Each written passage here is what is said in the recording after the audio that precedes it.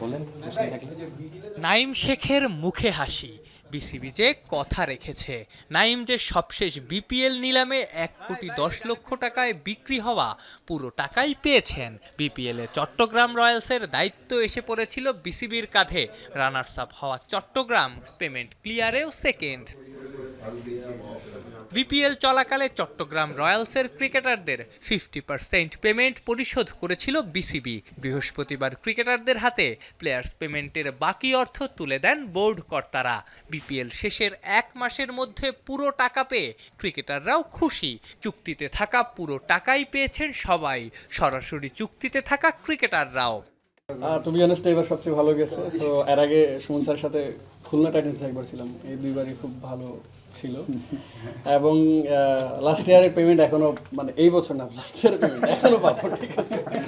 সত্যি কথা বলতে হয় না, যখন আমরা ক্রিকেট বোর্ডের সাথে জিনিসটা নিয়ে আলোচনা করছি, তারা খুবই ডিসেন্ট ওয়েতে আমাদের হ্যান্ডেল করছে জিনিসটা। তো যখন বোর্ড রেসপন্সিবিলিটি নিচ্ছে তখন আর এই জিনিসটা নিয়ে আমরা ওইভাবে চিন্তা করি না, প্লেয়াররা কনসেন্ট্রেশন করছে অনলি খেলার দিকে। এরই মধ্যে পেমেন্ট পরিশোধ করেছে রাজশাহী ওয়ারিয়র্স, রংপুর রাইডার্সও পরিশোধ করেছে 75% টাকা।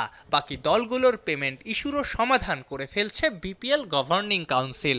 যে রাজশাহী কিন্তু সবচেয়ে আগে খেলার সাথে সাথে সব টাকা দিয়ে তারা কিন্তু আমাদের সার্টিফিকেট, সবাই পেমেন্ট রিসিভ করে আমাদের সার্টিফিকেট দিয়ে দিয়েছে। রংপুর তো সবসময় একটা ভালো টিম, রংপুর অলরেডি 75% দিয়ে দিয়েছে, আর একটা ডেট দিয়েছে।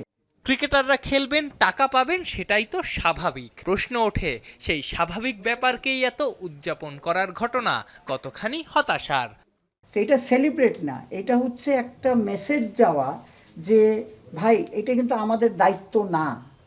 আপনি একদম কারেক্ট বলছেন, এটা কিন্তু আমার দায়িত্ব না, কিন্তু মনিটর করলেও যে রেজাল্ট পাওয়া যায় এইটা হচ্ছে আপনার মানে এইটাই হচ্ছে আমরা সেলিব্রেট করতে পারি, যে মনিটর করলে যে রেজাল্টটা পাই। ক্রিকেটারদের সঙ্গে ম্যানেজমেন্টের পেমেন্টও পরিশোধ করবে বিসিবি। জানা গেছে ঈদের আগেই সবার পেমেন্ট ক্লিয়ার করতে চায় বাংলাদেশ ক্রিকেটের অভিভাবক সংস্থা। আফনান পিয়াল, যমুনা স্পোর্টস, ঢাকা।